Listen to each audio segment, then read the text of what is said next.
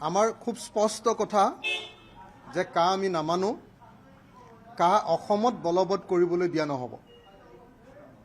আকৌ কৈছোঁ, কা আমি নামানো আৰু কা অসমত বলবৎ কৰিবলৈ দিয়া নহ'ব।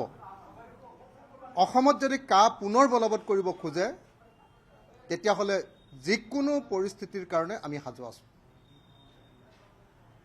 ভাৰত চৰকাৰে এইটো কথা জানি থওক যে তেওঁলোকে যদি ভাবিছে যে অসমে মাত মতা নাই, অসমে কা বিৰোধী আন্দোলন এই মুহূৰ্তত চলাই থকা নাই, অসমত এতিয়াও কা বিৰোধী ব্যাপক আন্দোলন এই মুহূৰ্তত চলি থকা নাই, তাৰ কাৰণে অসমৰ মানুহ শুই গ'ল বুলি যদি ভাবিছে তেতিয়াহ'লে এইটো তেওঁলোকে মূৰ্খৰ স্বৰ্গত বাস কৰিছে।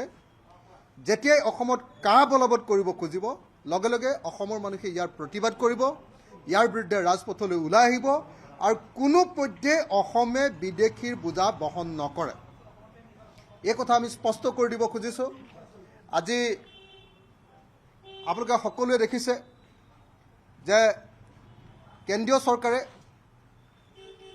2014 চনত যেতিয়া বিজেপি চৰকাৰ আহিছিলে তেতিয়া আমাক দিয়া মূল প্ৰতিশ্ৰুতিবিলাক কি আছিলে? প্ৰথম প্ৰতিশ্ৰুতিটো আছিলে যে আমাক বিদেশী সমস্যাৰ পৰা মুক্ত কৰিব। কিন্তু বিদেশী সমস্যাৰ পৰা মুক্ত কৰাৰ পৰিৱৰ্তে আমি দেখিবলৈ পালোঁ যে বিজেপি চৰকাৰৰ দিনত আমাৰ ওপৰত বিদেশী জাপি দিবৰ কাৰণে 1,90,00,000 হিন্দু বাংলাদেশীৰ বোজা জাপি দিবৰ কাৰণে তেওঁলোকে চক্ৰান্ত ৰচনা কৰিছে।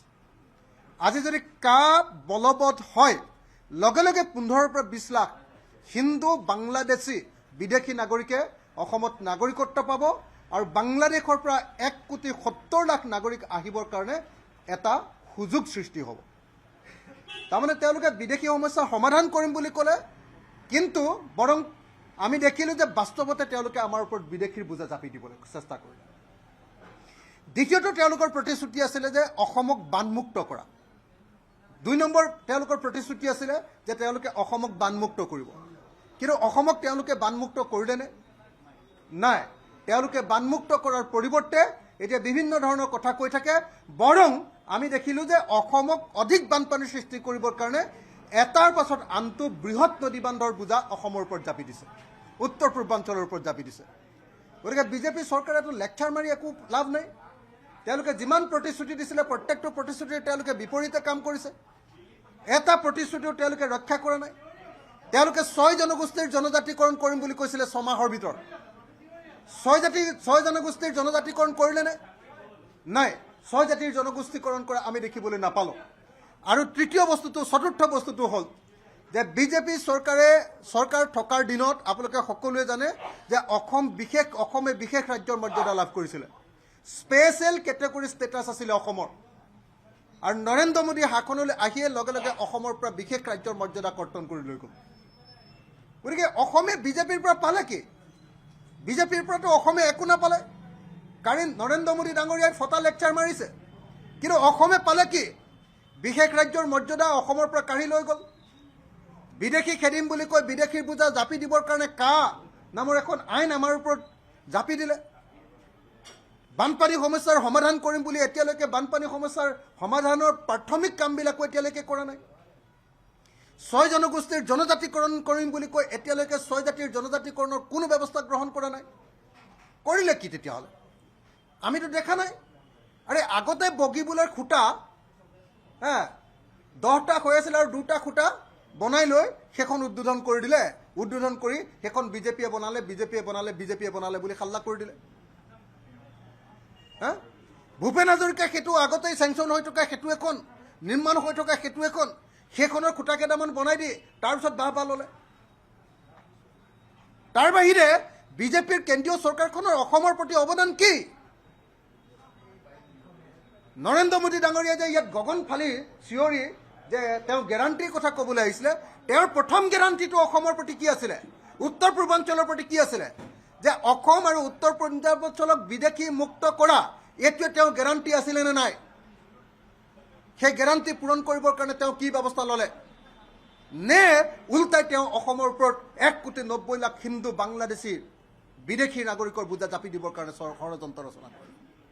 গতিকে বিজেপি চৰকাৰৰ সকলো প্ৰতিশ্ৰুতি যে ভুৱা, সেই প্ৰতিশ্ৰুতি যে ভুৱা আৰু কা যে আমি কোনো পধ্যে অসমৰ মানুহে নামানো এই কথাটো স্পষ্ট কৰি দিছোঁ।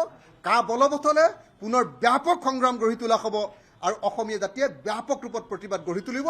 এই কথা যে স্পষ্ট কৰি দিব আমি খুজিছোঁ। সেইটোৱে কৈছোঁ 2014 চনত মোদীৰ প্ৰথম গেৰাণ্টিটো আছিলে অসমক বিদেশী মুক্ত কৰা। 16 মে' তাৰিখৰ পৰা বিদেশীয়ে বাংলাদেশীয়ে তালি টোপোলা বান্ধি পলাব লাগিব। এইটোৱে আছিলে মোদীৰ আটাইতকৈ ডাঙৰ গেৰাণ্টি অসমৰ প্ৰতি। একজন বিদেশীও এতিয়ালৈকে মোদীৰ দিনত এতিয়ালৈকে খেদিব পৰা নাই। একজন বিদেশীও খেদিব পৰা নাই। এজন বিদেশীক খেদিবৰ কাৰণে মোদীয়ে কোনো ব্যৱস্থা গ্ৰহণ নকৰিলে। তেওঁ গেৰাণ্টি পালন কৰিবৰ কাৰণে কোনো ব্যৱস্থা নকৰিলে। ওলোটাই তেওঁ 36 ডিগ্ৰী 360 ডিগ্ৰী 360 ডিগ্ৰীৰ তেওঁ উল্টা খৰ মাৰি দিলে আৰু মাৰি দি বিদেশী অসমৰ ওপৰত জাপি দিবৰ কাৰণে কা নামৰ এখন আইন আনিলে। অবৈধ আইন, অসাংবিধানিক আইন, ভাৰত বিৰোধী আইন এখন আনিলে বিদেশীক ভাৰতত নাগৰিকত্ব দিবৰ কাৰণে। গতিকে মোদীৰ গেৰাণ্টিৰ যে কোনো ভেলু নাই, কোনো মূল্য নাই, কোনো অৰ্থ নাই, এই কথাটোৱে স্পষ্ট কৰি দিয়ে। চব এটা কথা স্পষ্ট যে বিজেপি চৰকাৰে অসমলৈ কোনো স্থায়ী শান্তি অনা নাই। স্বাভাৱিক প্ৰক্ৰিয়া গোটেই ভাৰতবৰ্ষ গোটেই পৃথিৱীত এই ঘটনা এটা পৰ্যায়ত ঘটিছে। তাত মোদীয়ে বাহ ল'বৰ কাৰণে কোনো ধৰণৰ কোনো কাৰণ আমি দেখি পোৱা নাই।